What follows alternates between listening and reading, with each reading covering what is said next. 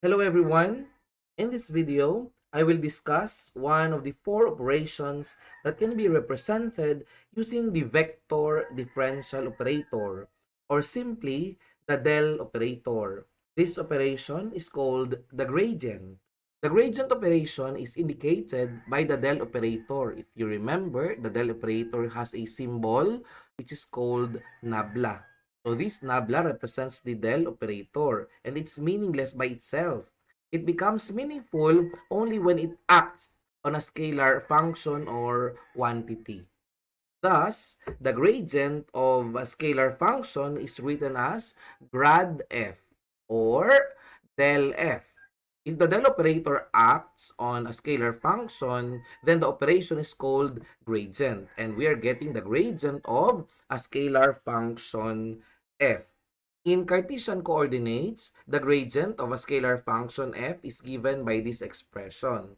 Grad f equals the partial derivative of the function with respect to x times the unit vector ax plus the partial derivative of the same function f this time with respect to y times ay plus the partial derivative of f with respect to z times the unit vector az. So as we have observed from this expression, the gradient of a scalar function contains the unit vectors ax, ay, and az. Thus, the gradient of a scalar function is always a vector. Yes, that's right. When you get the gradient of a scalar, you always get a vector quantity. Thus, the gradient operator converts a scalar function into a vector quantity. Now, what does the gradient of a scalar function represent? We may recall that the derivative of a function y, written as dy over dx, represents the instantaneous rate of change of the function y with respect to x. So once again, the derivative dy over dx represents the instantaneous rate of change of a function. But how about the gradient of a scalar function? How do we interpret the operation?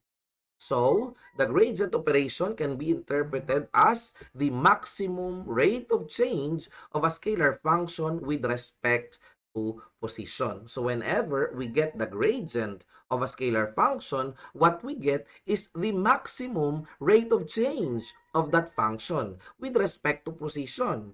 Why? Because we're getting the partial derivative of the function with respect to x, y, and z, which are space variables that represent position. So it is important that we know the physical interpretation of the gradient. Again, it represents the maximum rate of change of a scalar function with respect to position. Now, in electromagnetics, what quantity makes use of the gradient operation? So, in electromagnetics, electric field intensity or simply electric field is the gradient of electric potential. Electric potential is represented by V and electric field is represented by capital letter E. So we write the equation this way. Electric field is the gradient of the electric potential. And as a way of checking, electric potential is a scalar and electric field is a vector quantity. Again, electric field is a gradient of electric potential. That's why electric field is sometimes called the potential gradient. Okay? Now, in mechanics, this equation has an analogy. Ano? In mechanics, force is the gradient of the potential energy. Okay?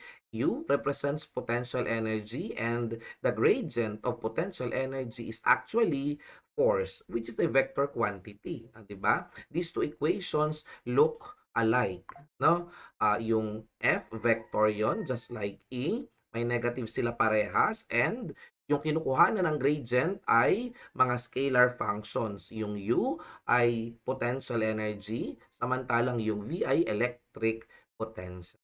So, anong common dun sa dalawa? We have noticed that the word potential is common. Ano? Why? Because the scalar function na kinukuhanan mo ng gradient ay tinatawag na scalar potential ng vector. So, in this case, electric uh, Potential energy is the scalar potential of F, and electric potential is the scalar potential of. Okay? So, I hope that's clear to you guys. Now, itong mga negative sign na ito, saka ko na lang explain pagdating natin sa topic kung saan i-discuss ko yung relationship ng electric field at ng electric potential. Okay? Now, at this moment, let's stick with the math. Here are the properties of the gradient of a scalar function or scalar field. First, the magnitude of grad f equals the maximum rate of change in f per unit distance, because again, the variable is x, y, or z, which represents the variables are x, y, and z, which represent position. Next, and since the grad of f is a vector quantity, the grad of f also comes with direction. So what does the direction indicate? The direction of grad f points in the direction of maximum rate of change in f. So therefore, grad f always points in a direction in which f is changing most rapidly. Kung saan maximum ang rate of change ng f, doon nakaturo yung grad f. Next, grad f at any point is perpendicular to the constant f surface that passes through that point. So for example, if we have a surface, so yung surface natin, tapos dyan sa surface na yan, kahit saan, the value of f is constant. So this is a constant f surface. Then, the gradient of f on that surface is always normal or perpendicular. So remember that grad f is always normal or perpendicular to any surface in which f is constant. Okay, next property, the projection or the component of grad f in the direction of a unit vector A is called the directional derivative of f along A. This is the rate of change of f in the direction of A. So, simply stated, the directional derivative is the rate of change of a function along a certain direction. And to get the directional derivative, we perform the gradient operation. So later, I will give you an example on how to calculate the directional derivative of a function. Okay? So, next property is, if A equals the grad of f, f is said to be the scalar potential of A. Yan yung sinasabi ko kanina. Kaya, yung yung electric potential ay sinasabi natin na scalar potential ng electric field, at yung potential energy naman, yun ang scalar potential ng force. Because in general, yung scalar function na kinukuha na natin ng gradient ay tinatawag na potential function. Okay? In the previous slide, nalaman na natin kung paano i-evaluate yung gradient ng isang scalar function if it's in Cartesian coordinates. We simply get the partial derivatives. How about in other coordinate systems? Okay? In cylindrical and spherical coordinates, this is the expression for finding the gradient of scalar function. So in cylindrical coordinates, we get the partial derivative of f with respect to rho times the unit vector a rho, plus, take note that the second term has a multiplier, 1 over rho. And then times the partial derivative of f with respect to phi, a phi, plus the partial derivative of f with respect to z, which is just identical with the last term of Cartesian coordinates. Kasi nga po, yung z sa Cartesian at z sa cylindrical, parehas lang. Okay? How about in spherical coordinates? How do we find the gradient of a scalar function expressed in spherical coordinates? This is the formula. Partial derivative of f with respect to RAR plus 1 over r, partial derivative of f with respect to theta, a theta plus 1 over r sine theta times the partial derivative of f with respect to phi. So we notice that yung mga first terms nila walang multiplier. Yung second terms nila laging may multiplier. Yung yung cylindrical 1 over rho, yung mga spherical 1 over r. No? Tapos yung spherical coordinates, yung third term niya, may 1 over r sine theta. Actually, yung r sine theta na yan is yung rho sa cylindrical.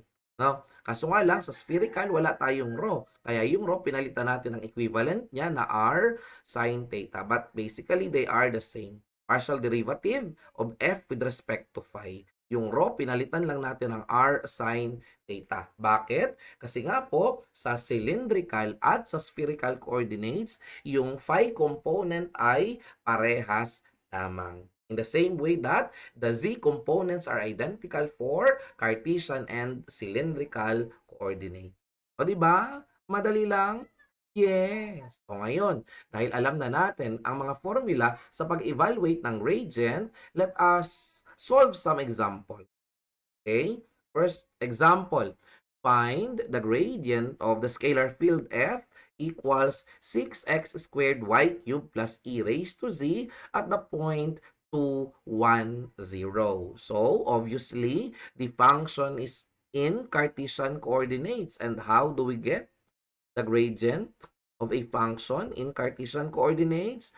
We simply get the partial derivative of the entire function with respect to x. So, if we get the partial with respect to x, we assume that the variables y and z are constants. Okay? So, ang kukunan mo lang ng derivative ay yung 6x squared. Magiging ano siya? 12x. Tapos yung y cube, magiging multiplier mo na lang siya. And partial derivative of e raised to z, assuming that z is constant, is 0. Kaya ito na lang ang matitira. And don't forget to add the unit vector ax plus, this time let's get the partial derivative of the entire function with respect to y.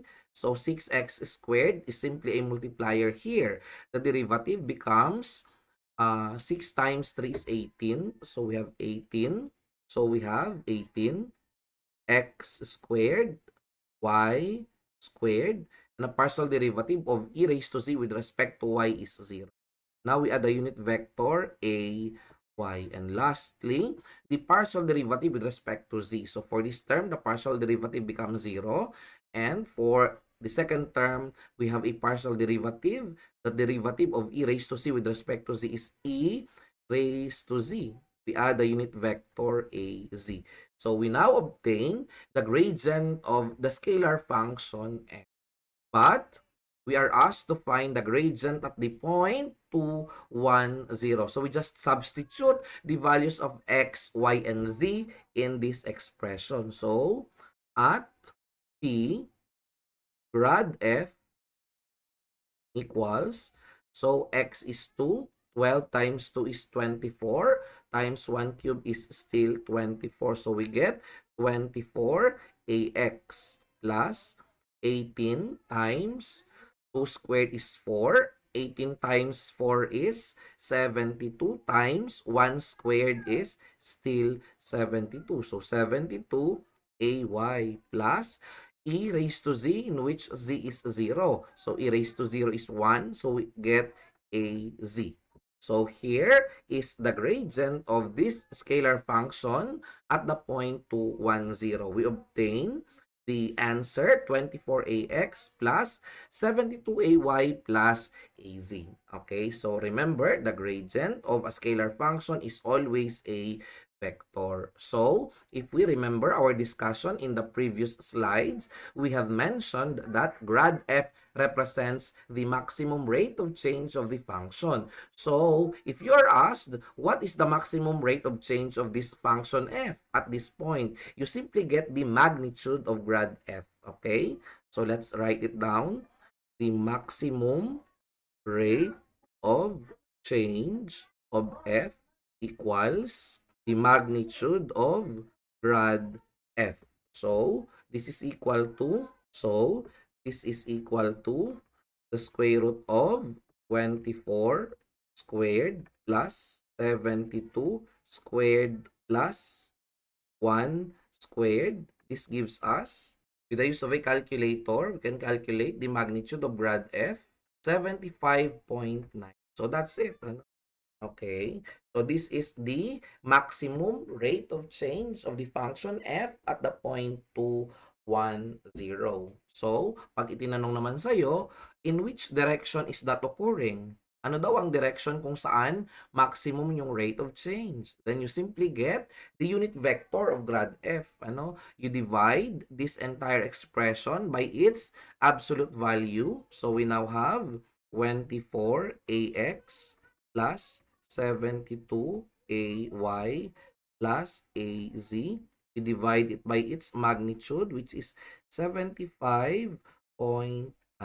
Okay? So, yung sagot dito, yan yung unit vector ng grad f na magsasabi sa atin ng direction kung saan maximum yung rate of change ng f. Okay? So, I hope naintindihan nyo po yung unang example kasi madali lang naman siya. Okay, so tingnan nga natin kung tama ang sagot natin. Are we correct? Yes! O, di ba? Tama tayo. Ang galing. 24, 72, 1. Okay, yun yung gradient ng scalar function. Okay? So, let us solve some more examples. Okay? Next, find the gradient of the following scalar fields. Una, for letter A, we have the function v in Cartesian coordinates. So, sulat natin dito sa baba, ano? Yung grad ng function na v. Okay, partial derivative lang yan, di ba? Remember, partial derivative with respect to x. Yung una, derivative ng sine 2x is 2 cosine 2x. Tapos, kopyahin mo yung natitira. E to the negative z and hyperbolic cosine of y. Ang haba naman ng hyperbolic cosine, kaya tawagin na lang natin siyang cos. O, di ba? Now, don't forget yung unit vector na ax. Plus, for the second term, let's get the partial derivative with respect to y. Ano ba ang partial derivative ng cos y? Ang partial derivative ng cos ay hyperbolic sine. Ano? So, kung isusulat natin, it's sine y, sine h. So, ang pangit naman kung sine y, parang hinihika ka doon, di ba? Eh, gawin na lang nating shine. Ano? So, we read hyperbolic sine y as shine y. Kasi ang pangit naman kapag sine y. Parang hinihika ka lagi. Ano? So, ang derivative ng hyperbolic sine, hyperbolic cosine. Ang derivative ng hyperbolic cosine, hyperbolic sine. So, pareha silang positive. Okay? So, kopyahin lang natin to. Magiging e raised to negative z sine of 2x. Tapos, hyperbolic sine y. At lagyan natin ang unit vector ay. So, for the next term, we get the partial derivative with respect to z. Diba? Ang derivative ng e raised to negative z ay negative e raised to negative z. So, magiging negative na ito. Ano? Palta natin yung sign. Negative e raised to negative z sine 2x cos y and unit vector az. So, meron na tayo ngayong expression for the gradient of v. Since wala namang point na sinabi kung saan i-evaluate yung gradient, we simply let it this way. So, tapos na yan. Okay? Kung pwedeng i-simplify yung expression, i-simplify. But I think our answer is already in its simplest form. Now, for letter B, let's get the gradient of the scalar function u. As we may notice, u is expressed in rho, z, and phi, which means that this is in cylindrical coordinates. So how do we get the gradient in cylindrical coordinates?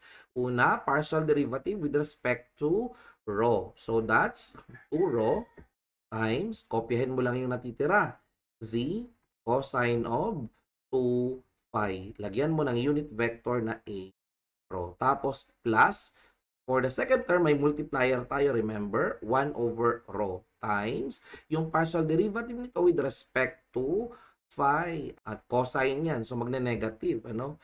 Magiging negative 2 times sine of 2 phi. Tapos, kopyahin mo yung natitira. Magiging rho squared times z.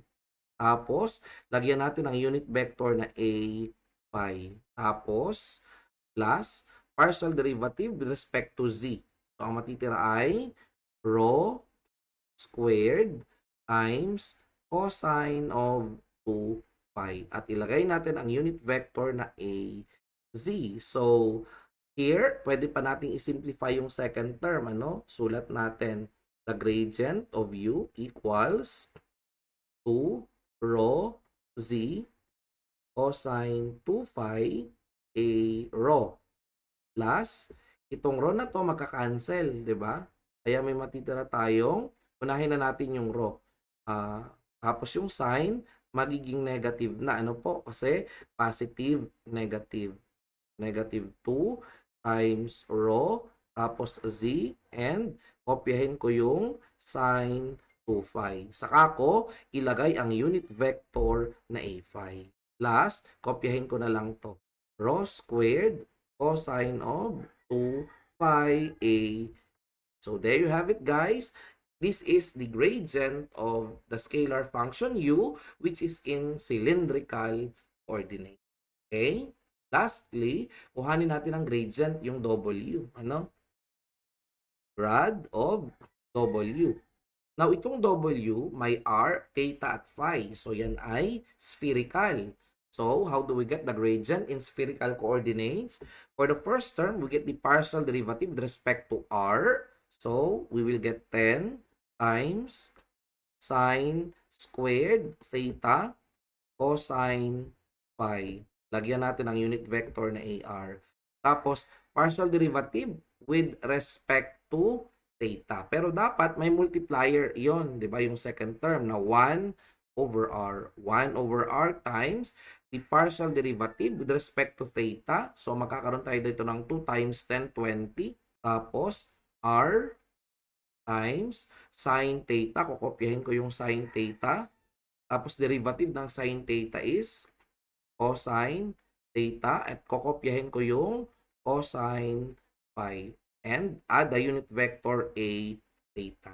And for the last term, we get the partial derivative with respect to phi. Pero may multiplier tayo na 1 over rho. Tapos yung rho, magiging r sin theta, di ba? So 1 over r sin theta. Tapos we get the partial derivative of this function with respect to phi. So the derivative of cosine phi is negative. So negative 10r sine squared theta. Tapos yun nga, yung derivative ng cosine is negative sine phi. And we add the unit vector a phi. Okay? So we can simplify the expression for the gradient of w. So first term, okay na to. 10 sine squared theta cosine phi ar. Tapos sa second term, pwede nating i-cancel yung r. Tapos yung sin theta, cosine theta, di ba meron tayong identity sa trigo? 2 sin x cos x equals sine of 2x. So, gawin na lang natin yung identity na yan. Ano? Magiging 10 na lang to.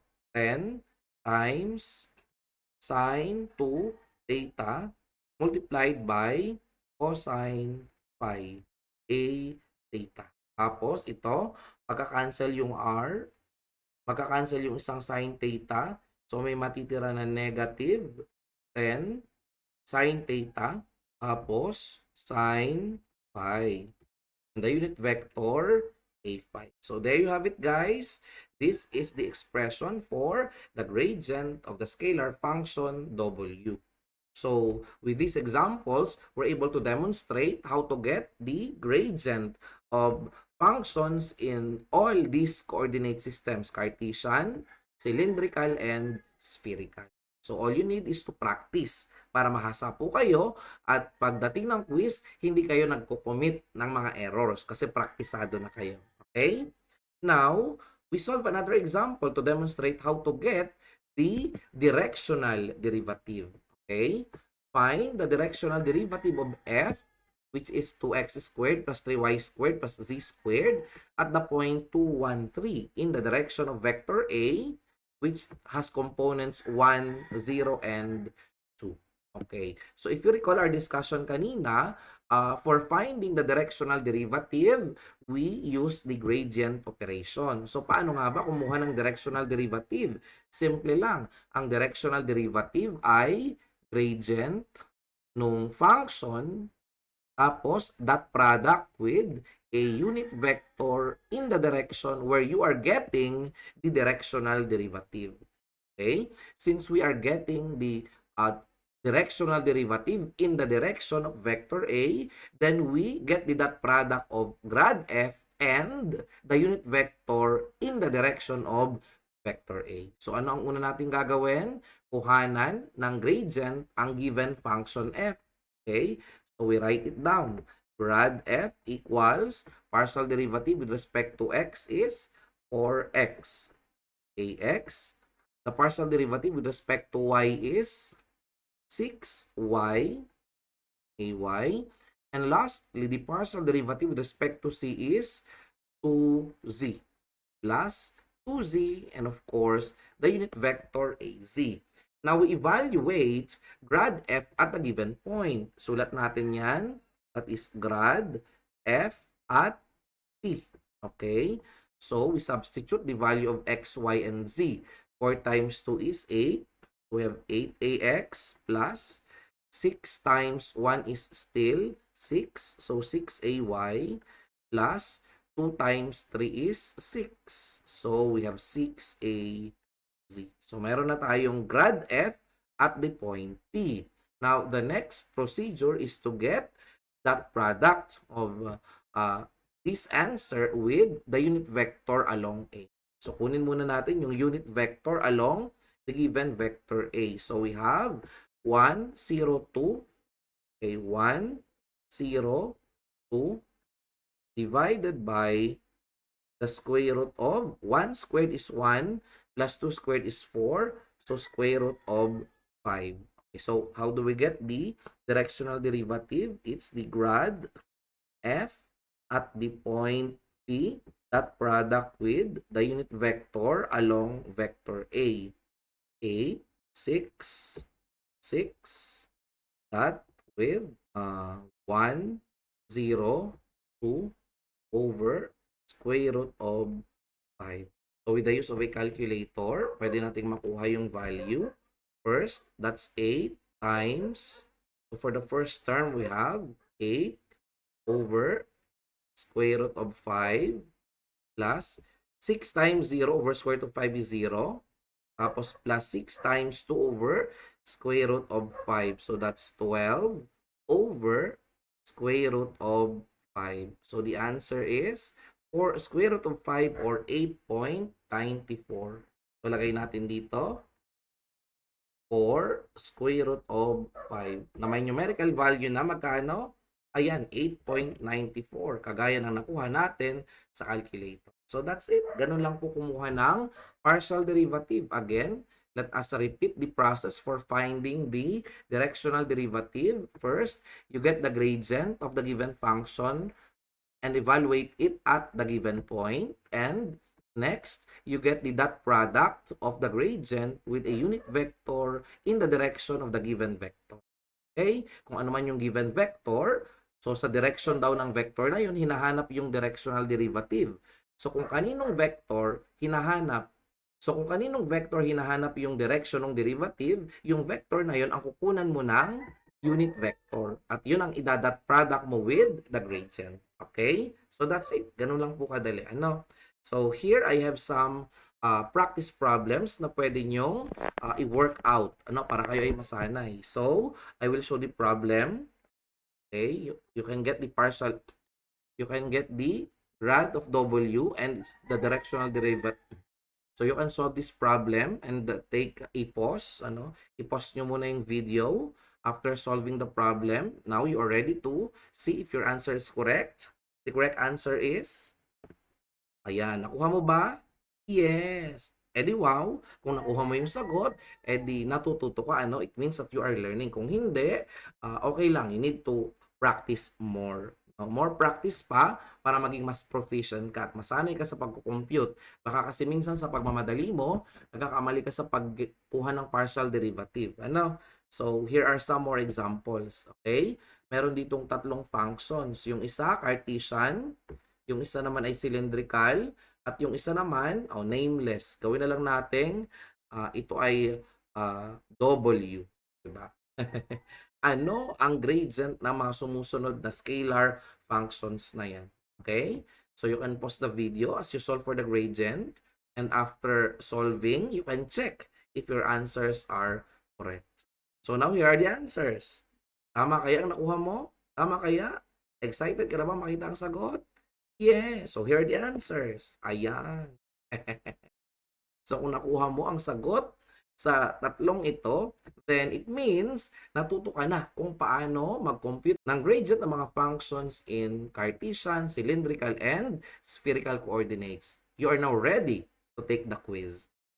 So kung may natutunan kayo sa panonood ng lecture video na ito at nag-enjoy kayo, you can click the like button. Like nyo naman yung video, no, as a sign of appreciation. At i-share nyo sa inyong mga kakilalang estudyante para matulungan natin yung mga nangangailangan. Baka kailangan nila ng help. So this video might be able to help them. So thank you and see you in the next video. Bye!